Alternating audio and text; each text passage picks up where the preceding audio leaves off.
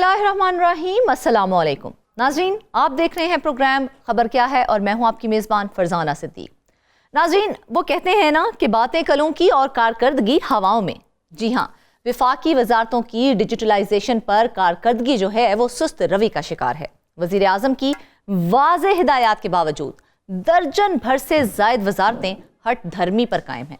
तमाम वजारतों को 20 मार्च तक ई ऑफिस को 100% नाफिज करने का हुक्म दिया था। अभी तक कितनी वजारतें ऐसी हैं जिन्होंने ज़िले इदारों में ई ऑफिस का नफाज किया है, बताने के लिए हमें इस्लामाबाद स्टूडियो से ज्वाइन करेंगे नुमाइंदा खुसूसी रियाजुल हक। जबकि दूसरी खबर थोड़ी सी तशवीशनाक है। मुल्क में बारिशों के ना होने से खुश्क साली की सूरत हाल पैदा हो गई है। खुश्क साली का सबसे ज्यादा असर सिंध पर होने को जाहिर किया जाने लगा है। महकमा आबपाशी की जानिब से कराची के 7 अजला में समेत जो है सिंध के 18 अजला में खुश्क साली जाहिर कर दी गई है। एक तरफ फसलों को नुकसान होगा तो दूसरी जानिब कराची के शहरियों को भी पानी की किल्लत का सामना करना पड़ेगा। इस सारे मामले पर बात करने के लिए हमें कराची स्टूडियो से ज्वाइन करेंगे इंचार्ज इन्वेस्टिगेशन साउथ मंसूर मुगीरी साहब। और तीसरे हिस्से में हम आपको बताएंगे कि फैसलाबाद में महकमा कस्टम के अफसरान का नया कारनामा सामने आ गया है। ऑडिट रिपोर्ट के मुताबिक मुल्क भर में अफसरान ने 13 अरब 55 करोड़ रुपए की नॉन कस्टम पेड अशिया खुर्द-बुर्द कर ली हैं। कस्टम ऑफिसर्स ने जब्त शुदा नॉन कस्टम पेड गाड़ियां, सोना, सिल्वर और करेंसी कौमी खजाने में जमा ही नहीं करवाई हैं। इस सारे मामले पर बात करने के लिए हमें फैसलाबाद स्टूडियो से ज्वाइन करेंगे बिलाल सिकंदर। तो चलते हैं आज की पहली खबर की जानिब। नाजरीन, वफाकी वजारतों को डिजिटलाइजेशन पर कारकर्दगी जो है वो सुस्त रवि का शिकार दिखाई दे रही है। वज़ीर आज़म की वाज़ेह हिदायत के बावजूद दर्जन भर से ज़ायद वजारतें जो हैं वो हट धर्मी पर ही कायम हैं। तमाम वजारतों को 20 मार्च तक ई ऑफिस को 100% नाफिज करने का हुक्म दिया गया था। अभी तक कितनी वजारतें ऐसी हैं जिन्होंने ज़िले इदारे में ई ऑफिस का नफाज किया है, बताने के लिए हमें इस्लामाबाद स्टूडियो से ज्वाइन किया है नुमाइंदा खुसूसी रियाजुल हक ने। रियाज, सबसे पहले तो हमें ये बताएं कि वज़ीर आज़म ने ई ऑफिस का मुकम्मल नफाज कब तक करने का हुक्म दिया था और अभी तक वो हुआ है कि नहीं हुआ? जी बहुत शुक्रिया फरजाना। पूरी दुनिया जो है वो हाई टेक टेक्नोलॉजी की तरफ जा रही है। जैसे हम हर प्रोग्राम में एआई का हवाला भी देते हैं, एआई की तरफ भी जा रही है, यानी आर्टिफिशियल इंटेलिजेंस या मसनूई ज़हानत, और ऑनलाइन चीज़ें जा रही हैं, क्लाउड पे चीज़ें जा रही हैं।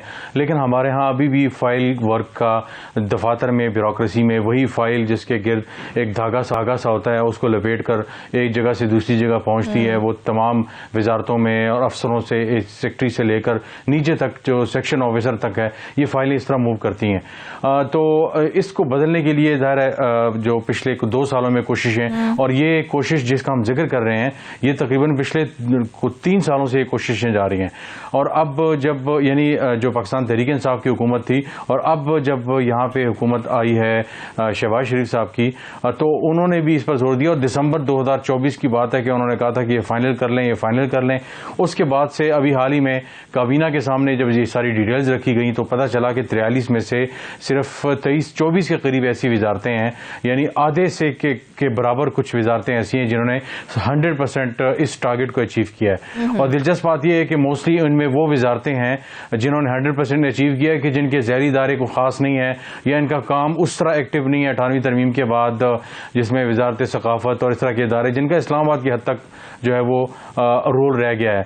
और जो बड़ी वजारतें हैं, ख़ास तौर से वजारत ख़जाना या जो तवानाई की मिनिस्ट्री हैं, और इसके अलावा साइंस एंड टेक्नोलॉजी की मिनिस्ट्रीज़ हैं, और इस तरह ऐसी कई मिनिस्ट्रीज़ हैं जो बड़ी अहमियत के हामिल हैं, जिनका एक नेशनल रोल है। उनके जो ज़ैली इदारे हैं उनकी उनमें जो ई फाइलिंग की इम्प्लीमेंटेशन है, यानी ये जो सारा जो फाइल होती थी उसको बाकायदा अब पहुँचाया जाएगा, कंप्यूटर पर ऑनलाइन मौजूद होगी। और जो इंट्रानेट जिसे कहते हैं, एक इंटरनेट है जिसमें हम दुनिया से कनेक्टेड होते हैं। इंटरनेट ये होता है इंट्रानेट जो सिर्फ इदारे के अंदर होता है, वहां पे जो आपका कंप्यूटर है उससे कनेक्टेड होता है, वो इंटरनेट से कनेक्टेड नहीं होता, तो सीक्रेसी जो है वो बरकरार रहती है। और वो जो फाइल वर्क है वो एक पूरा पोर्टल नुमा होता है, और उसमें जो फाइल आई है वो उसके ऊपर मौजूद होती है, उसके ऊपर ऑफिसर के साइन होते हैं, नीचे से ऊपर तक वो जब जाती है उसके साथ कमेंट्स भी शामिल होते हैं, पूरी एक डिजिटल जो है उसका एक लैंडस्केपिंग बनती है। तो ये वो चीज़ है जो अब उसकी अगेन, तो हम पहले कारकर्दगी की बात कर रहे थे कि इस मिनिस्ट्री منسٹری کی کیا کارکردگی تھی. اس کے بعد ہم جائیں گے کہ اس میں رکاوٹوں کی وجہ کیا ہے, یعنی ایسی کیا وجہ ہے کہ بڑے بڑے افسر 22 گریڈ کے افسر ہیں اور وہ اپنی وزارتوں میں اس چیز کو امپلیمنٹ اس طرح نہیں کر رہے جس طرح امپلیمنٹ کرنا چاہیے. دیکھا جائے ویسے تو ساری ہی وفاقی وزارتوں میں ای آفس پر نفاذ کا حکم دیا گیا تھا, لیکن اگر ہم بات کریں موجودہ کی تو کتنی وزارتوں نے اب تک ای آفس پر مکمل عمل درآمد کیا ہے؟ مکمل عمل درآمد کا اگر بات کی جائے تو 43 میں سے صرف 23 ایسی ہیں. 43 وزارتوں میں سے 23 وزارتیں ایسی ہیں جنہوں نے 100% ٹارگٹ جو تھا وہ اچیو کیا ای فائلنگ کا. اور جیسے میں نے کہا کہ وہ تمام موسٹلی وہ وزارتیں ہیں جن کے نام کو اتنے اہمیت کے حامل نہیں ہیں 18ویں ترمیم کے بعد, اور اس میں مثال کے طور پر آئی ٹی ڈویژن دیکھ لیں, آئی ٹی چھوٹی سی وزارت ہے, ان کا ایک جو ہے وہ نقطہ رہ گیا ہے. اسی طرح ہاؤسنگ اینڈ ورکس ہے, یعنی جو اسلام آباد کی حد تک گھروں کو دیکھتا ہے. پھر اس طرح اور اس طرح ادارے ہیں, مثال کے طور پر لا اینڈ جسٹس ڈویژن جو ہے, وزارت قانون جو ہے وہ بھی اسلام آباد کی حد تک دیکھتا ہے. باقی تو ہر صوبے میں اپنے وزارت قانون ہے, انہوں نے تقریباً موسٹلی 99% یا 90% ٹارگٹ اچیو کیے ہیں, کچھ نے 100% بھی اچیو کیے ہوئے ہیں. فوڈ سیکیورٹی جو وزارت ہے اس طرح ان کو دیکھ لیں تو یہ وہ وزارتیں ہیں کہ جنہوں نے کوشش کی ہے کہ اس کو امپلیمنٹ کیا جائے. لیکن ایسے بڑے نام ہیں, مثال کے طور پر نیشنل ہیلتھ سروسز یعنی جو وزارت صحت ہے ان کے 35 ادارے ہیں اس وزارت کے انڈر, اور انہوں نے صرف 8 میں ای فائلنگ کا نفاذ کیا ہے. 19 وزارتوں کے اندر انہوں نے ای فائلنگ کا نفاذ جو ہے وہ ابھی تک نہیں کیا. وزارت صحت بہت بڑا ادارہ ہے اور ملک کے اندر جو ٹھیک ہے صوبائی سطح بھی وزارتیں موجود ہوتی ہیں, لیکن یہ جو وزارت ہے اس کا پورے ملک بھر میں جو ویکسینیشن یا جس طرح کووڈ آیا تھا یا پولیو کی ویکسینیشن وغیرہ, ان تمام معاملات کو جو ہے وزارت صحت جو ہے وہ دیکھتی ہے, ایڈوائزریز وغیرہ جاری کرنی ہو تو پورا ایک بہت بڑا ادارہ ہے. اسی طرح وزارت صنعت و تجارت جو ہے اس میں 26 میں سے ایک ادارے کے اندر انہوں نے صرف فیصلے کو امپلیمنٹ کیا, 24 کے اندر انہوں نے ابھی تک امپلیمنٹ نہیں کیا, عمل درآمد نہیں کیا ای فائلنگ کا. وہ میرے لیے تجسس ہوگا, میں وہ جاننا چاہوں گا وزارت میں جا کر یہ جاننے کے لیے وہ ایک کون سا ادارہ ہے, شاید وہ ایک کوئی کمرہ ہے کہ جس نے اس کو امپلیمنٹ کیا ہے, باقی اس کے علاوہ اور کچھ نہیں ہے. تو آپ اس سے اندازہ لگائیں وزارت صنعت و تجارت جو ملک کی صنعت و تجارت کا رخ متعین کرتی ہے, اور تجارت ہمارے ہاں ایکسپورٹ امپورٹ بہت بڑا مسئلہ رہی ہے, وہاں پہ ای جو ہے فائلنگ کا یہ حال رہا ہے. تو آپ اس سے اندازہ لگا سکتے ہیں. اس کے اگر ہم ان کی کارکردگی کی بات کریں تو ای آفس کے نفاذ میں سب سے سست کارکردگی کس وزارت کی رہی ہے؟ اگر سب سے سست وزارت کی کام کی بات کی جائے تو جیسا کہ میں نے آپ کو بتایا کہ سب سے جو سست ترین ہے وہ وزارت صنعت و تجارت ہے جو ٹاپ پہ آتی ہے. اب اس کے ساتھ ساتھ اگر دیکھا جائے جو دوسرے امپورٹنٹ ادارے ہیں, مثال کے طور پر اس میں جو پاور ڈویژن ہے اس کی یعنی توانائی کی ڈویژن جسے کہا جاتا ہے اس کی پرفارمنس بھی بڑی افسوسناک ہے. اور اس کے ساتھ ساتھ اگر دیکھا جائے وزارت صحت کا ہم نے ڈسکس کر لیا, وزارت خزانہ جو پاکستان پورے ملک کے ہزاروں سرکاری لاکھوں ملازمین اور ملک کے ہر شخص میرے اور آپ کے زندگی سے متعلق بجٹ سے متعلق جو فیصلے ہیں وہ وزارت خزانہ میں ہوتے ہیں, اور اس کی اگر پرفارمنس کی بات کی جائے تو وہ تیسرے نمبر پہ آتا ہے صنعت تجارت اور صحت کے بعد. 21 میں سے صرف 8 اداروں میں انہوں نے ای آفس کا نفاذ کیا ہے, یعنی ڈیجیٹلائز کیا اپنے جو فائل ورک کے نظام کو ہے. اور اب یہ میں نے جیسے کہا پچھلے 2 سالوں سے چلتا آ رہا ہے, اور دسمبر میں وزیر اعظم نے خاص طور پہ تاکید کی تھی کہ اس معاملے کو حل کر لیں, بہت ہو گیا. اب جا کر جب ابھی 2 ہفتے پہلے جب کابینہ کا اجلاس ہوا تو وزیر اعظم نے رپورٹ طلب کی. وزیر اعظم نے پوچھا کہ آپ بتائیں ہاں جی کیا اپڈیٹ ہے اس کی. انہوں نے جناب جب جو رپورٹ میں ہم اس وقت 92 نیوز کے ناظرین سے پیش کر رہے ہیں, اس پہ ہم بحث کر رہے ہیں, اس رپورٹ کو ان کے سامنے پیش کیا تو انہوں نے بڑا برہمی اور ناراضگی کا اظہار کیا, اور انہوں نے کہا کہ جناب یہ جو 20 مارچ آ رہی ہے, یعنی آج سے تقریباً کچھ دنوں بعد جب یہ فیصلہ ہوگا اس کا 20 تاریخ آ جائے گی تو وہ ڈیڈ لائن کنسیڈر کی جائے گی اور کنسیڈر کی جائے. اب مجھے حیرانی ہو رہی ہے کہ مثال کے طور پر جب انڈسٹریز نے ایک ادارے کے اندر 24 میں سے ایک ادارے کے اندر اگر امپلیمنٹ کیا ہے تو اچانک 10 12 15 دنوں کے اندر وہ کیسے ان چیزوں کو امپلیمنٹ کر لیں گے. آلریڈی جب ہم بات کر رہے ہیں تو چند دن باقی ہیں. دیا گیا تھا ای آفس کے نفاذ کے لیے کہ آپ کو اس ٹائم پیریڈ کے اندر جو ہے وہ, یہ کب سے یہ حکم صادر کیا گیا تھا؟ یہ دسمبر 2024 میں کہا گیا تھا کہ اس کو فل اینڈ فائنل کر لیں, اور جنوری 2025 میں اس کی فل جو کمپلائنس رپورٹ ہے وہ کابینہ کے سامنے وزیر اعظم کے سامنے پیش کی جائے. وزیر اعظم کی جانب سے تو کافی سخت احکامات جاری کیے گئے تھے.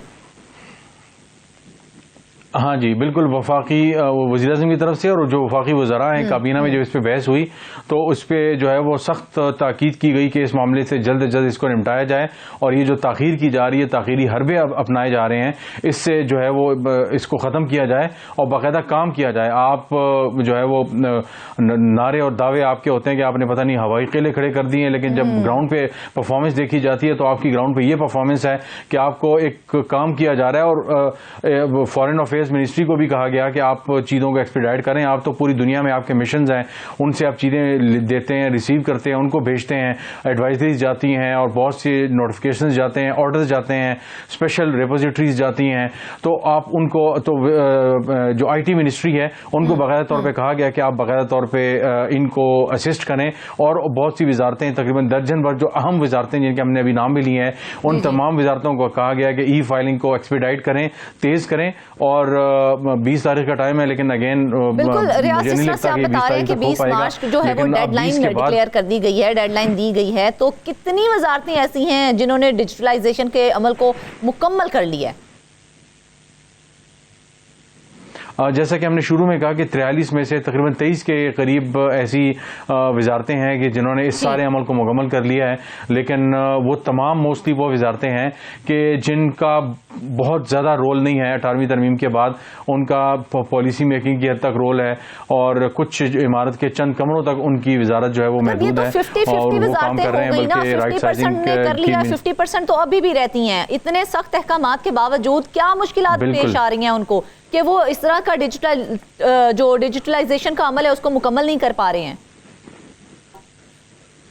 فرزانہ, مشکلات ایسی کچھ نہیں ہے کہ وہ پہاڑ ٹوٹے ہوئے ہیں اور ان کو تنخواہوں کے مسائل ہیں, یا لالٹین کی روشنی میں یا دیے کی روشنی میں ان کو کام کرنا پڑ رہا ہے, یا ان کے جو پیروں پہ چھالے پڑ گئے ہیں.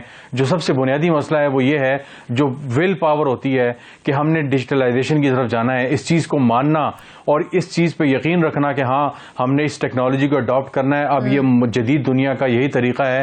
پوری دنیا اب کتاب سے, آئی پیڈ اور کنڈل سے آگے جا چکی ہے, اور یہاں پہ ہم ابھی تک جو ہے وہ پرانی کشتی کے چپو چلا رہے ہیں, اور یہ توقع کر رہے ہیں کہ جو اے آئی سے چلنے والی جو گاڑیاں ہیں اور روبوٹس ہیں اور سسٹم ہے, اور پوری دنیا میں ای فائلنگ کا سلسلہ آلریڈی دہائیوں پہلے ہو چکا ہے, اور ہم ابھی تک ہم ڈیجیٹلائز نہیں کر پا رہے ہیں, اور دنیا اے آئی کے ساتھ جو ہے وہ پتہ نہیں کہاں تک پہنچ گئی ہے. بالکل ایسے ہی ہے.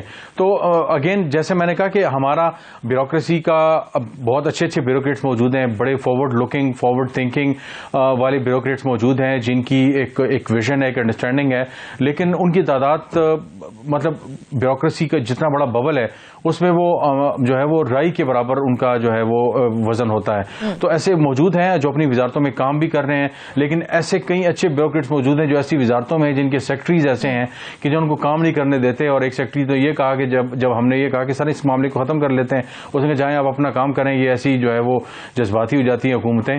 ہم نے اپنے بال جو ہے وہ دھوپ میں سفید نہیں کیے, ہم اپنا جو ہے وہ کام طریقے سے کر رہے ہیں, ہم دیکھیں گے. تو کبھی کمیٹیاں بن رہی ہیں, کبھی کمیٹی کی کمیٹی بن رہی ہے, کبھی آئی ٹی کے ساتھ دوسری جو ہے وہ ذیلی اداروں کو بٹھایا جا رہا ہے. ایک لایانی قسم کی جو ہے وہ ایک جو سروس جو ہے وہ کی جا رہی ہے جس کا کوئی سر پیر نہیں ہے. تو افسوس. جی بالکل, دیکھا جائے ریاض تو کوئی راکٹ سائنس نہیں ہے. اگر یہ ڈیجیٹلائز کر دیں گے تو یہ کیا عوام کو اور کیا ان کو خود بھی یہ فیسیلیٹیٹ نہیں کرے گی؟ بالکل کیوں نہیں کرے گی. یہ ایسے ہی ہے کہ اگر ہم دیکھ لیں کہ ہمارے پاس اب ہمارے ہاتھوں میں یہ موبائلز آ گئے ہیں, موبائل فونز آ گئے ہیں, اور یہ تقریباً انہوں نے کمپیوٹرز کو ریپلیس کر دی ہے. اسی کے اوپر آپ ورڈ ڈاکومنٹ ٹائپ کر سکتے ہیں, پی ڈی ایف فائل بنا سکتے ہیں, word to P D F جا سکتے ہیں, ای میلز کر سکتے ہیں. آپ کا یہ الارم بھی ہے, آپ کا یہ اسٹاپ واچ بھی ہے, آپ کا کیلکولیٹر بھی ہے. اب پوری دنیا جو ہے وہ اس طرف جا چکی ہے کہ اب انہوں نے موبائل فونز کو تسلیم کر لیا ہے کہ یہ پیپر ورک اور دوسرے جو ڈیسک ٹاپ کمپیوٹر ہوتے تھے, ایون لیپ ٹاپ سے آگے بالکل ایسے ہی. ریاض ایک شارٹ آنسر مجھے آپ سے چاہیے. مجھے صرف یہ بتائیں کہ اگر یہ وزارتیں ای آفس پر مکمل منتقل نہیں ہو سکتی ہیں تو اس کے کیا اثرات مرتب ہوں گے؟ تو کیا وزیر اعظم کی جانب سے کوئی کمپنسیشن ان کو ڈالی جائے گی؟ میرا خیال ہے کہ پیونیٹیو میئرز یا تعدیبی کارروائی، ڈسپلنری ایکشن، یہ چیزیں ہونی چاہیے اور یقیناً ہوگی. شہباز شریف صاحب اس طرح کے معاملات میں جب حکم وغیرہ جاری کرتے ہیں تو بڑا فالو اپ بھی کرتے ہیں اور انہوں نے ہمیشہ اس چیز پہ بڑا جو ہے وہ سختی سے عمل درآمد کا کہا ہے کہ جب ہدایات کابینہ دے دی ہیں ہمارے آفس کی طرف سے چلی گئی ہیں، اس کے بعد یہ ifs اینڈ بٹس اور آئیں بائیں شائیں والا سلسلہ نہیں چلے گا. تو مجھے لگتا ہے کہ انضباطی کارروائی ضرور ہوگی اور جو اہم وزارتیں ہیں فائنانس منسٹری سمیت ان کے خلاف سخت ایکشن ہوگا. اور بالکل ریاض، دیکھا جائے تو وزیر اعظم کی جانب سے احکامات جاری کیے گئے ہیں، اب دیکھنا یہ ہے کہ اس پر عمل درآمد کس طرح سے کیا جائے گا. ناظرین، تو خبر ہے جی تھوڑی سی تشویشناک، کیونکہ ملک میں بارشوں کے نہ ہونے سے خشک سالی کی صورتحال پیدا ہو گئی ہے. خشک سالی کا سب سے زیادہ اثر سندھ پر ہونے کو ظاہر کیا جانے لگا ہے. محکمہ آبپاشی کی جانب سے کراچی کے 7 اضلاع سمیت سندھ کے 18 اضلاع میں خشک سالی ظاہر کر دی گئی ہے. ایک طرف فصلوں کو نقصان ہوگا تو دوسری جانب کراچی کے شہریوں کو بھی پانی کی قلت کا سامنا کرنا پڑے گا. محکمہ آبپاشی کی جانب سے صوبے کے تمام چیف انجینئرز کو مراسلہ لکھا اور کہا گیا ہے کہ تربیلا اور منگلہ میں پانی کے ذخائر باقی چند دنوں کے رہ گئے ہیں، اس لیے دریائے سندھ میں جو پانی دستیاب ہے اس سے ہی گزارا کیا جائے. اس سارے معاملات کرنے کے لیے ہمیں کراچی اسٹوڈیو سے جوائن کیا ہے انچارج انویسٹیگیشن سیل ساؤتھ منصور مغیری صاحب نے. مغیری صاحب، سب سے پہلے تو ہمیں یہ بتائیں کہ واقعی یہ صورتحال بن گئی ہے کہ 18 اضلاع میں خشک سالی ڈکلیئر کر دی گئی ہے؟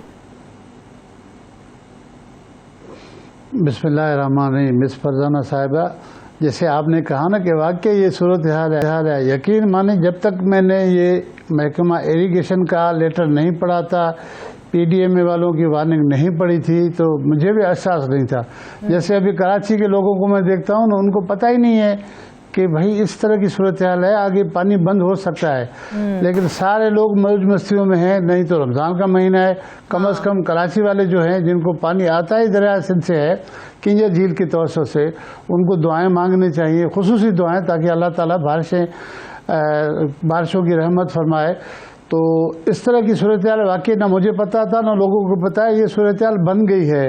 اور سرکاری طرف سے اسپیشلی کہا گیا ہے، سندھ کے آبپاشی کے سیکرٹری نے تمام چیف انجینئر کو لکھا ہے کہ بھائی منگلہ اور تربیلا ڈیم جو ہے وہ اب ڈیڈ لیول پہ پہنچ گئے، وہاں سے پانی کے ذخائر نہیں ہیں.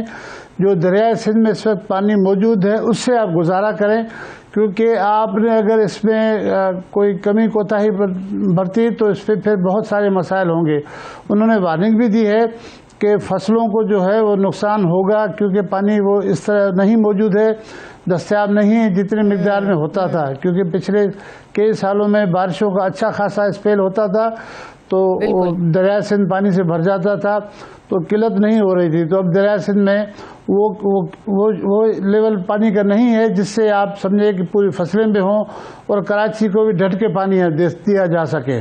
جی بالکل مغیری صاحب، دیکھا جائے ابھی تو شاید ان کو اس خطرناک صورتحال کا اندازہ نہیں ہو پا رہا، کیونکہ ابھی پانی تھوڑا بہت نظر آ رہا ہے، جیسا کہ آپ نے بتایا کہ چند دن کا پانی ابھی اور ہے. لیکن جب یہ بھی پانی ختم ہو جائے گا تو کتنی مشکل صورتحال کا سامنا کرنا پڑے گا اور فصلوں کو کتنا نقصان ہوگا اس خراب صورتحال سے. دیکھیں، جو یہ 4-5 دن کے لیٹرز ہیں، آج میری جب ان سے بات ہوئی انہوں نے کہا کہ تربیلا اور منگلہ ڈیڈ لیول پہ آ چکا ہے، وہاں پانی نہیں ہے. دریائے سندھ میں اس وقت پانی ہے، جو بھی پانی ہے اس سے گزارا کیا جا سکتا ہے. کوئی جو ہے وہ بھوکا اور اس پہ نہیں مرے گا، اور تھوڑا بہت زمینوں کو فصلوں کو پانی دیا جا سکتا ہے. لیکن وارہ بندی سے، ایسے نہیں ہے کہ پہلے ڈائریکٹ چھوڑ دیتے تھے جس ٹائم دل کرے آپ پانی دے دیں. اب نہیں، فرض کرو کہ میری زمین پیچھے ہے تو مجھے انتظار کرنا پڑے گا، جو مجھ سے آگے والی زمین ہے ان کو ملے گا تو پھر ان کے ٹائم 10-15 دن ان کو آف ہوگا، پھر میرے تک پانی پہنچے گا. اس طرح تو کراچی کو بھی، حیدرآباد بھی میں ساری بھول گیا تھا، حیدرآباد کو بھی دریائے سندھ سے پانی آتا ہے، سندھ کے 2 بڑے شہروں کو. باقی سکھر کو بھی آتا ہے وہاں سے بھی پانی، لیکن 2 بڑے شہروں کے جو ذخائر ہیں دریائے سندھ، کیونکہ وہاں سے کراچی کو ہب ندی سے آتا ہے، ہب ندی کی صورتحال بھی کوئی اچھی تو نہیں ہے، تو میجر سورس یہاں کا پانی کا دریائے سندھ ہے. یہ جو صورتحال پیدا ہو چکی ہے، کیا پہلی بار اتنی خشک سالی ہو رہی ہے یا پھر اس سے پہلے بھی کبھی ہوئی تھی؟ دیکھیں، پچھلے برسوں میں بھی کئی سارے سے ہوا ہے، خشک سالی نوٹ کیا گیا ہے، لیکن اللہ نے پھر رحم کیا، لوگوں نے دعائیں مانگی، منتیں کی، پھر بارشیں شروع ہو گئی تو وہ سطح جو ہے جس وقت جو ابھی بھیانک صورتحال ابھی بتا رہے ہیں نا 18 اضلاع کو انہوں نے ڈکلیئر کر دیا خود، اس طرح کی صورتحال 18 اضلاع کی نہیں آئی ہے پہلے. اچھا. کراچی کے 7 اضلاع کو انہوں نے ڈکلیئر کر دیا ہے کہ بھئی خشک سالی میں ہیں 7 اضلاع، کیونکہ دریا سے جب پانی نہیں آئے گا تو ایسے تو نہیں ہے ایک ضلع کو دیں گے دوسرے کو نہیں. کراچی کو آتا ہے کنجر جھیل سے، تو آئے گا تو سب کے لیے آئے گا، نہیں آئے گا تو سب کے لیے نہیں آئے گا. حکومتیں کیا کرتی ہیں خاص طور پر اگر ہم صوبائی حکومت کی بات کریں تو؟ دیکھیں ہونا تو یہ چاہیے تھا کہ فرض کرو کہ سندھ میں 17 سالوں سے ہماری پیپلز پارٹی کی حکومت ہے، اپنی حکومت ہے. ہونا یہ چاہیے تھا کہ انہوں نے جو پہلے سال میں چیک ڈیم سمال ڈیمز کا منصوبہ شروع کیا تھا، بدقسمتی سے میں بار بار کہہ رہا ہوں کہ جو سمال ڈیمز میں اتنی کرپشن ہوئی ہے کہ سمال ڈیمز کے تمام منصوبے مکمل نہیں ہو سکے. البتہ ہونا یہ چاہیے تھا کہ اگر ہر اضلاع میں آپ 10 15 20 چیک ڈیم سمال ڈیمز بناتے، اس خشک سالی کی صورتحال میں شہروں پر یا فصلوں پر زیادہ پانی نہیں ہوتا، کیونکہ چیک ڈیم سمال ڈیم سے پانی اگر وہاں موجود رہتا ہے تو اس زیر زمین جو واٹر ٹیبل ہے وہ بہتر ہوتا ہے، اس کے ہزاروں ایکڑوں کو ایسے ہی فائدہ پہنچ سکتا ہے. تو وہ جو چیک ڈیم کا منصوبہ ہے، سمال ڈیمز کا منصوبہ ہے، وہ کرپشن کی نظر ہے. تو اس وجہ سے سندھ میں زیادہ تکلیف ہو رہی ہے لوگوں کو، اور مزید ہوگی. خدا کرے کہ یہ نوبت نہ آئے کہ لوگ جو ہے پینے کے پانی کے لیے ترس جائیں اور فصلیں سوکھ جائیں. اللہ کرے یہ نوبت نہ آئے، کیونکہ یہ ابھی کہہ رہے ہیں کہ دریا سندھ میں اتنا پانی ہے کہ گزارا کیا جا سکتا ہے، اسی لیے احتیاط سے پانی لیا جائے، پانی کو ضائع نہ کرے. تو جو لیٹر انہوں نے لکھا ہے تمام چیف انجینئر کو، انہوں نے 18 اضلاع، کوئی مذاق نہیں ہے، سندھ کے 30 اضلاع میں اگر 18 اضلاع کو آپ ڈکلیئر کرتے ہیں کہ خشک سالی ہے تو سوچیں تو یہ معمول کی بات نہیں ہے. لیکن خدا کرے نہ رمضان کے مہینے میں اللہ تعالیٰ جو ہے بارشیں نازل فرمائے تو یہاں کوئی بہتری آ سکتی ہے، ادروائز ہو سکتا ہے اس سے بھی خراب حالات ہو سکتے ہیں. اچھا مغیری صاحب، فرض کریں کہ بارشیں مزید نہیں ہوتی تو کراچی کے شہریوں کو پانی تو ملتا ہے دریائے سندھ سے کنجر جھیل کے ذریعے، تو پھر اس میں کیا صورتحال ہوگی؟ کیونکہ دبئی یا دیگر حکومتوں کی طرح جو سمندر سے کھارا پانی میٹھا کرنے کا ذریعہ وہاں پر تو ہے، یہاں پر تو کوئی نہیں ہے. بالکل آپ نے درست فرمایا. یہ بڑی بدقسمتی ہے ہمارے حکومتوں کی، صوبائی ہوں چاہے فیڈرل گورنمنٹ کی ہوں. کراچی دیکھیں نا، صرف سندھ کا شہر تو نہیں، کراچی تو پاکستان کا دل ہے، پورے پاکستان کو کتنا ریونیو فراہم کرتا ہے. تو وفاقی حکومت کو بھی چاہیے کہ کراچی کو صرف سندھ کے تک محدود نہ کرے، ان کو اپنے وسائل سے سمندر میں جو کھارا پانی ہے اس کو میٹھا کرنے کا اگر یہ پلانٹ لگاتے 10-12 سالوں سے تھوڑا تھوڑا کر کے، تو اس وقت تک یہ پلانٹس تیار بھی ہو جاتے. میں آپ کو مزے کی بات بتاؤں، سندھ گورنمنٹ نے کوئی 2014-15 میں 2 اضلاع میں کراچی کے، ایک ابھی تو کیاماڑی اضلاع بن چکا ہے وہاں پر، اور لیاری میں جو ساؤتھ اضلاع میں لیاری میں انہوں نے RO پلانٹس لگائے تھے. کھارا پانی جو زیر زمین آ رہا تھا ان کو میٹھا کرنے کے لیے بہت اچھے پلانٹس لگائے تھے. لیکن ہوا کیا، اس کمپنی کو انہوں نے بھگا دیا. یہاں پر کمیشن کا ان کے جو تنگ کرنے کے اتنے منصوبے ہیں کہ وہ کمپنی بھاگ گئی. انہوں نے کہا بھلی بھاگ جائے، ہمارے ڈپارٹمنٹ ان کو سنبھالیں گے. اب وہ سارے جو RO پلانٹس ہیں کراچی والے وہ سارے بند پڑے ہیں، وہاں سے کسی کو کوئی فائدہ نہیں. بلینس روپیز لگا کے وہ بند پڑے ہیں. آپ سوچیں اگر یہ بلینس روپیز آپ اس کو کنٹینیو کرتے تو یہ RO پلانٹس کم از کم ان 2 اضلاع میں تک یا نہیں ہوتا، پورے کراچی میں اس کا بندوبست کیا جا سکتا تھا. اگر آپ سمندر میں آپ بڑے پیمانے پہ اگر اس کو میٹھے کرنے کے پلانٹ نہیں لگا رہے ہیں تو جو مختلف علاقے وہاں پر زیر زمین بھی کھارا پانی ہے اس کو تھرو RO پلانٹ سے آپ لے سکتے ہیں. لیکن مسئلہ یہ ہے کہ یہاں بدقسمتی سے اس طرح کوئی نہیں سوچتا. آپ نے ایک بات پوچھی اور کہ اگر پانی کی قلت اور بڑھتی ہے تو پھر کراچی کا کیا ہوگا. مجھے نہیں لگ رہا ہے کہ سندھ گورنمنٹ کراچی والوں کا پانی بند کرے گا. فصلوں کو نہیں دیں گے, زمینیں خشک کر دیں گے, لیکن کراچی والوں کو پانی ضرور دیں گے. بالکل. تو دریا سندھ سے جو بھی پانی آ رہا ہے آئے گا, تو اس کا مقصد یہ نہیں ہے کہ کراچی والے آنکھیں بند کر کے خوش ہو جائیں کہ سندھ گورنمنٹ ہمیں پانی دے گی, ہم کیوں کریں. اللہ سے دعا مانگے رمضان کے مہینے میں کہ بارشیں ہو جائے, بہتر ہو جائے, کیونکہ اس طرح پانی تو ظاہر ہے اتنے وافر مقدار میں تو کراچی کو بھی نہیں ملے گا. دعائیں جب رنگ لائیں گی تب دیکھیں گے نا. اگر ہم بات کریں حکومت کی تو 300 سے 350 ارب سندھ حکومت ہر سال بجٹ استعمال کرتی ہے. موجودہ سرکار جو 17 سال سے ہے, کیا انہیں کبھی خیال نہیں آیا کہ سمندر کے کھارے پانی کو میٹھا کر کے کراچی والوں کو دیا جائے, یا کوئی آپشن ہی موجود نہیں ہے اس حوالے سے؟ ہاں بالکل, جی بالکل, کئی بار ان کو خیال آیا. قائم علی شاہ صاحب کے دور میں بہت ساری میٹنگز بھی ہوئی تھی, باہر کی کمپنیاں بھی آئی تھی, سروے بھی ہوا تھا, لیکن ہوتا کیا ہے کہ میٹنگز ہوتی ہیں, بہت بڑی بڑی باتیں ہوتی ہیں, عمل درآمد نہیں ہوا اسی پہ. حالانکہ آپ سمندر کے ساتھ کنارے پہ کراچی آباد ہے, کوئی بڑی بات نہیں ہے. جب دبئی سمیت دنیا کے بہت سارے ایسے شہروں کی مثالیں موجود ہیں کہ انہوں نے سمندر کا پانی آر او پلانٹس کے ذریعے انہوں نے میٹھا کر کے دے دیا ہے, تو کیا جا سکتا ہے. آپشن ہونا چاہیے, لیکن بدقسمتی سے یہاں آپشن استعمال نہیں ہو رہے ہیں. ایک ہی آپشن ہے دریا سندھ, اس پہ چلتے ہیں. یہ تو دیکھیں صدیوں سے چلتا آ رہا ہے. خدا نہ خواستہ دریا سندھ میں اس طرح کی صورتحال ہوتی ہے بارشیں نہ ہونے سے, تو پھر آپ کیا کریں گے؟ لوگوں کو پریشان کریں گے, لوگوں کو کیا پیاسا ماریں گے؟ تو یہ بدقسمت یہ ہونا یہ چاہیے, پیپلز پارٹی کی سرکار کو کرنا یہ چاہیے کہ اس آپشن پہ اب سنجیدگی سے سوچے اور اس پہ جو ہے عمل درآمد کرے. چلو 2-4 سالوں 5 سالوں میں یہ پلانٹس لگ جائیں گے تو یہ اسکیمیں شروع ہو جائیں گی.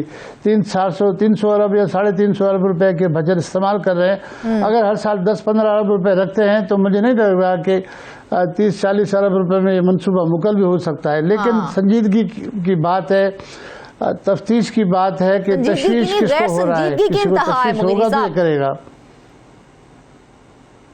ایسا ہی ہے, غیر سنجیدگی ہے, ادروائز کوئی فنڈز کا اتنا بڑا مسئلہ نہیں ہے. مجھے نہیں لگ رہا کہ اگر اس صورتحال میں صوبائی حکومت وفاق کو کہے کہ بھائی ہم کراچی کو سمندر کا پانی جو میٹھا کر کے دے رہے اسکیم تو آپ دے دیں, تو وفاق ضرور سپورٹ کرے گی. جب K4 کے منصوبے کے لیے کنجھر سے جو پانی آ رہا ہے اس کے لیے وفاق پیسے دے رہی ہے, اور میری صاحب ہم نے لاسٹ ویک جو سٹوری کی تھی, اگر وفاق روڈز بنانے کے لیے پیسہ دے رہی ہے تو کیا اتنی بیسک نیسیسٹی کے لیے پیسہ نہیں دے گی؟ وہ بالکل دے گی, بالکل دے گی. اور اب ان کو سنجیدگی سے چاہیے. اور دوسری بات یہ ہے کہ وہ جو بہت سارے لوگ جو کہتے ہیں کہ سندھ میں پانی زیادہ ہے, سندھ میں پانی زیادہ ہے, ابھی دیکھیں نا پانی کی کیا صورتحال ہے. اور اس وقت سندھ میں بہت بڑے احتجاج بھی ہو رہے ہیں کہ سندھ دریا, یہ بتائیں ہمیں کہ دریائے سندھ میں اب اتنا پانی ہے کہ فصلوں کے علاوہ انسانوں جانوروں کو پانی دیا جا سکے. جی آج میرے ایک سینئر افسر سے بات ہوئی, انہوں نے کہا کہ اتنا پانی ہے گزارا ہو سکتا ہے, لیکن ایسے نہیں ہے کہ آپ کینالوں کو کھول دیں, مرضی سے زمینوں میں پانی چھوڑ دیں, مرضی سے حیدرآباد کو پانی دے دیں, کراچی کو دے دیں, وہ صورتحال نہیں. لیکن بہت احتیاط کے ساتھ آپ چلائیں گے تو 1-1.5 مہینے تک یہ پانی ہے کہ 1-1.5 مہینے تک گزارا ہو سکتا ہے. اور 1-1.5 مہینے تک انشاءاللہ اللہ کرے گا کہ بارشیں بھی ہوں گی اور گرمی بھی ہوگا تو گلیشیئر پگھلیں گے, تو دریا سندھ میں اس طرف سے گلیشیئر کی سے بھی پانی کا جو مقدار ہے وہ بڑھ سکتا ہے بارشوں کے علاوہ بھی. تو 1-1.5 مہینے کی یہ تکلیف ہے, خدا کرے کہ اس میں کوئی بہتری آ جائے. مغیری صاحب کتنی پاسبلٹی ہے بارشوں کے ہونے کی؟ ہمیں تو نہیں پتا ہے کہ موسم کس طرح سے, جس طرح سے آئے دن چینج ہو رہا ہے, کلائمیٹ چینج جس طرح سے آ رہی ہیں, کیا پاسبلٹی ہے کہ اتنی بارشیں ہو جائیں گی؟ نہیں, میٹرولوجسٹ والوں نے بھی ایک لیٹر ان کو لکھا ہے. انہوں نے کہا ہے کہ قریب میں کوئی ہمیں اس طرح کا کوئی سلسلہ بنتے ہوئے نظر نہیں آ رہا ہے کہ بارشیں ہو جائیں. قریب میں کچھ بھی نہیں ہے. لیکن دیکھیں اللہ کے آگے کوئی دیر ہے. ہم تو مسلم ہیں, ہمارا تو یہ ہے اندھا اعتماد ہے کہ ہماری دعائیں جو ہیں اللہ تعالیٰ قبول فرماتا ہے, اور بارش اس کے لیے کوئی بڑی بات نہیں ہے, چاہے تو کل ہو جائے پرسوں ہو جائے. تو اسی لیے ہمارا یقین بھی ہے کہ خدا کرے گا کہ یہ صورتحال بہتر ہو جائے گی, اور پانی میں اضافہ ہوگا دریا سندھ میں. ہیں لیکن اب جو سچویشن بن چکی ہے, تو آپ سمجھتے ہیں کہ اس طرح کی خشک سالی کو دیکھ کر وفاقی حکومت سمیت تمام صوبائی حکومتیں آئندہ ان کے لیے ایک اچھی حکمت عملی طے کر سکیں گی؟ دیکھیں مجھے نہیں لگ رہا ہے کہ ان میں اتنی سنجیدگی ہے، نہ صوبے میں نہ وفاق میں. تو جو دیگر ادارے ہیں جو ملک کو چلاتے ہیں اس کو اس بات کا سنجیدگی سے نوٹس لینا چاہیے. ایون ہماری جو حکمران جماعتیں ہیں ان کو بھی سنجیدگی سے نوٹس لینا چاہیے کہ بھائی آپ جب آپ کے پاس آپشن ہوں گے تو تکلیف نہیں ہوگی. اس طرف آپ دوسرے آپشن کی طرف کیوں نہیں سوچتے؟ آپ کو سوچنا چاہیے. چلو دیکھیں نا، لاہور کو، اسلام آباد کو تو آپ دریائے سے دیگر وسائل سے پانی دے سکتے ہیں، سمندر نہیں ہے. کراچی میں تو آپ کے پاس سمندر موجود ہے، اس کا پانی تو آپ شہریوں کے لیے استعمال کر سکتے ہیں، آپشن استعمال کر سکتے ہیں. سمندر کا پانی جب تک دنیا ہے ختم تو نہیں ہو سکتا نا. بالکل ایسے ہی ہے. مغیر صاحب دیکھا جائے تو اب جو صورتحال بن چکی ہے اس میں اتنی غیر سنجیدگی دکھانا کہیں بھی قابل قبول نہیں ہے. صوبائی حکومتوں کو جو ہے سوچنا چاہیے اس حوالے سے کہ ایک بہترین حکمت عملی طے کریں تاکہ آنے والے وقتوں میں پانی کی قلت سے بچا جا سکے. واپس آئیں گے ایک بریک کے بعد.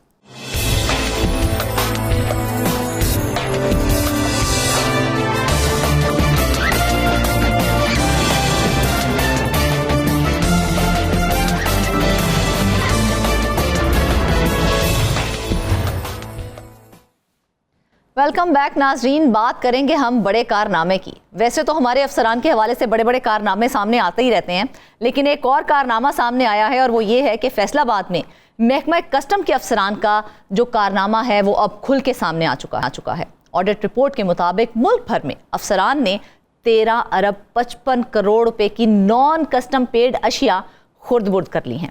کسٹم آفیسرز نے ضبط شدہ نان کسٹم پیڈ گاڑیاں، سونا، سلور اور کرنسی قومی خزانے میں جمع ہی نہیں کروائی ہیں. اس سارے معاملے پر بات کرنے کے لیے ہمیں فیصل آباد سے جوائن کریں گے بلال سکندر. بلال، سب سے پہلے تو ہمیں یہ بتائیں کہ کسٹم افسران نے کتنے ارب کا قومی خزانے کو نقصان پہنچایا ہے اور یہ کس طرح سے پہنچایا ہے؟ ہاں جی، بہت شکریہ. دیکھیں، کسٹم ڈپارٹمنٹ جو ہے وہ جہاں سے بھی نان کسٹم پیڈ چیزیں ہوتی ہیں ان کو اپنی تحویل میں لے کے فردر جو بھی کاروائی ہوتی ہے کسٹم کی وہ کرنی ہوتی ہے. اور اس میں کسٹم حکام نے گزشتہ تقریباً 3 سے 4 سالوں میں 13 ارب 55 کروڑ روپے کی ایسی چیزیں اپنی تحویل میں لیں جس میں گولڈ تھا، جس میں سلور تھا، جس میں فورن کرنسی تھی، جس میں امپورٹڈ گاڑیاں تھیں جو باہر سے منگوائی جاتی ہیں بڑی لگیری قسم کی وہ تھیں. وہ تمام تر چیزیں جو ہیں وہ ان کی آکشن ہونی تھی قانون کے مطابق. ان کی آکشن نہیں کی گئی کسٹم افسران کی جانب سے اور وہ تمام تر چیزیں ہیں ان کو ڈسپوز آف نہیں کیا گیا اور ان کو ایڈجوڈیکیشن میں نہ لے جا کر افسران نے وہ چیزیں جو ہیں وہ خرد برد کر لیں. اور جو آڈٹ رپورٹ ہے اس کے مطابق وہ چیزیں قومی خزانے میں جمع نہ ہونے کے باعث جو کسٹم حکام ہیں انہوں نے تقریباً 13 ارب 55 کروڑ روپے کے جو یہ چیزیں ہیں جو ویلیویبل چیزیں تھیں، اس میں صرف یہ 4 چیزیں نہیں ہیں، اس کے علاوہ بھی اور بڑی بیش قیمت چیزیں جو تھیں وہ اس میں شامل تھیں. وہ افسران نے سائڈ پر کر لیں اور وہ قومی خزانے میں جمع نہیں کروائی، جبکہ ان کی رپورٹس انیشلی رپورٹس جو ہیں وہ تیار ہوئی تھیں چونکہ وہ ریکارڈ میں چیزیں آ گئیں. اور جب یہ آڈٹ کیا گیا تو اس میں یہ چیزیں سامنے آئیں کہ افسران نے اتنے ارب روپے کی جو ہے وہ خرد برد کی ہے اور ان کا ریکارڈ موجود ہونے کے باوجود جو ہے ان کی قومی خزانے میں جمع نہیں ہو سکے. اور جب یہ آڈٹ رپورٹ میں چیزیں سامنے آئیں، افسران کی طلبی ہوئی، ان سے پوچھا گیا تو آئیں شائیں بائیں جو ہے وہ کر کے اس سے افسران نکل گئے. اور ابھی تک تقریباً یہ مسلسل 3 سے 4 سالوں سے یہ میٹر جو ہے مختلف سالوں میں چلتا آ رہا ہے. 2021 میں بھی ہوا، 22 میں بھی ہوا، 2023-24 میں بھی ہوا. ابھی تک ان افسران کے خلاف کسی قسم کی جو کاروائی جو ہے وہ سامنے نہیں آ سکی. اور اس میں کسٹم کے ملک بھر سے تقریباً 24 فیلڈ آفیسرز ہیں جن کو نومینیٹ کیا گیا ہے کہ ان کی وجہ سے یہ سب کچھ جو ہے وہ ہوا. اور وہ افسران جو ہیں باقاعدہ طور پر اس میں قصوروار ہیں، ان کے خلاف کسی قسم کی کاروائی جو ہے وہ عمل میں نہیں لائی گئی. اور مجموعی طور پر تقریباً 4711 کیسز جو ہیں وہ ایسے رپورٹ ہوئے ہیں جن میں افسران نے خرد برد کی ہے، جن میں ویلیویبل چیزیں تھیں، جن میں امپورٹڈ چیزیں تھیں. بلال، ہم نے تو ایسے افسران کو دنوں میں کروڑ پتی ہوتے دیکھا ہے لیکن کسی کو وہ دکھائی نہیں دیتا، نہ ان کے خلاف کوئی کاروائی کی جاتی ہے. बस इसीलिए आप खुद ही समझ जाएं कि अगर वो ये पैसे बहुत ऊपर तक जाते हैं और इसी वजह से ही इनके खिलाफ किसी किस्म की कोई कार्रवाई जो है वो अमल में नहीं लाई जाती।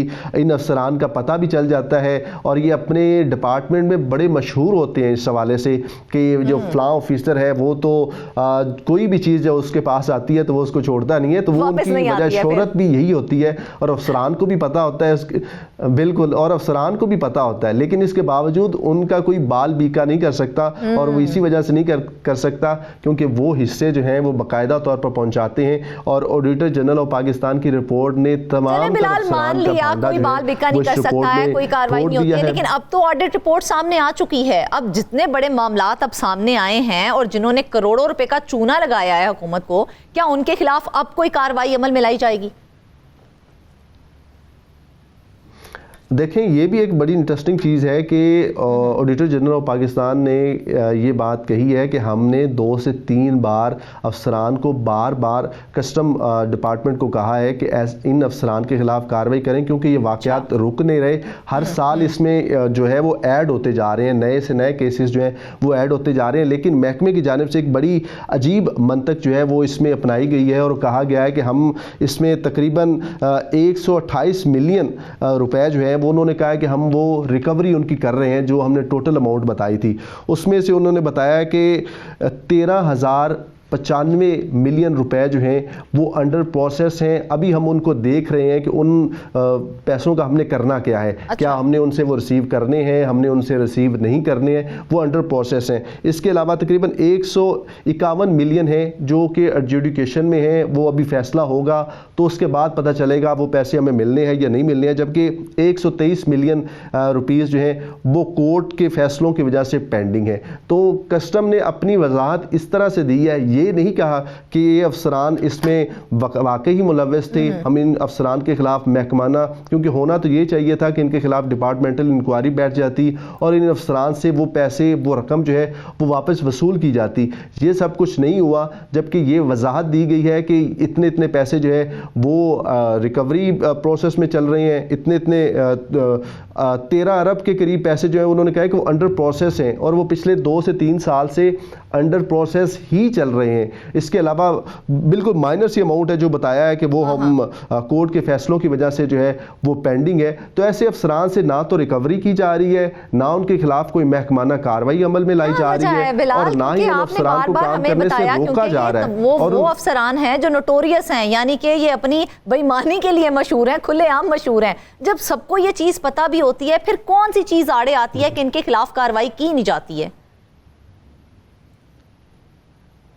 देखें, वो तो पैसा ही है जो इसमें आड़े आ जाता है और वही कार्रवाई करने से अफसरान को रोक रहा है, क्योंकि वो हिस्सा जो है वो हिस्सा बहुत ऊपर तक जाता है और वो हिस्सा ही किसी को इन अफसरान के खिलाफ कार्रवाई करने से जब हिस्सेदार ज्यादा होंगे तो फिर कार्रवाई भी उतनी मुश्किल होगी।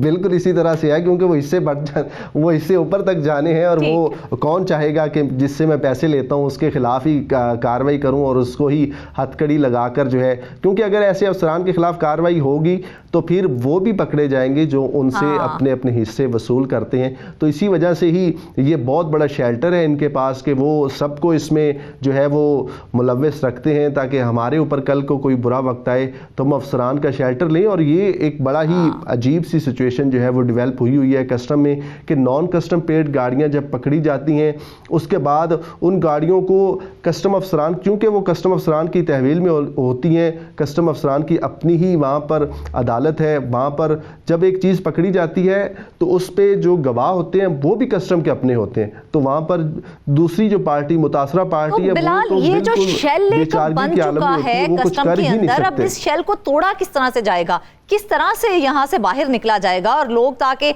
जो चीजें मंगवाते हैं बाहर से उनको कैसे वो चीजें उन तक पहुंचेंगी? फिर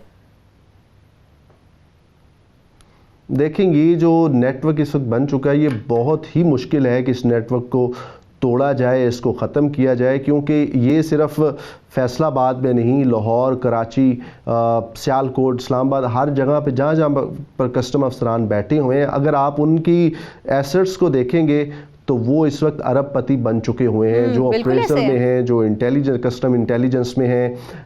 تو آپ ان کے اثاثوں کو دیکھیں گے تو آپ حیران و پریشان ہو جائیں گے کہ ایک انسپیکٹر جو ہے وہ اتنی لیوش قسم کا لائف سٹائل ہے اس کا. تو ان افسران کے خلاف کارروائی جو ہے, اگر اعلیٰ حکومتی عہدے داران جو ہیں اس میں انٹرفیئر کریں, ایف بی آر چیئرمین اگر اس چیز کو دیکھے تو ہی پاسبل ہے, ادروائز بالکل. اب پورے سسٹم کو یہ ضرورت ہے کہ وہ ان جو کسٹران ہیں ان کے خلاف کوئی کارروائی کریں تاکہ نان کسٹم پیڈ چیزیں جو ہیں وہ اپنی تحویل میں لی جاتی ہیں, اس کے بعد وہ خرد برد ہو جاتی ہیں, وہ کسی کو نہیں ملتی ہیں. اور حکومت کو اس حوالے سے کوئی نہ کوئی بہترین لایا عمل اختیار کرنا چاہیے تاکہ یہ لوگ جو خرد برد کرنے میں ملوث ہیں ان کے خلاف کوئی کارروائی عمل میں لائی جائے. ناظرین, اس کے ساتھ ہی آج کے پروگرام سے بس اتنا ہی. اپنی ڈھیر ساری دعاؤں میں ہمیں یاد رکھیے گا. اجازت دیجیے, اللہ حافظ.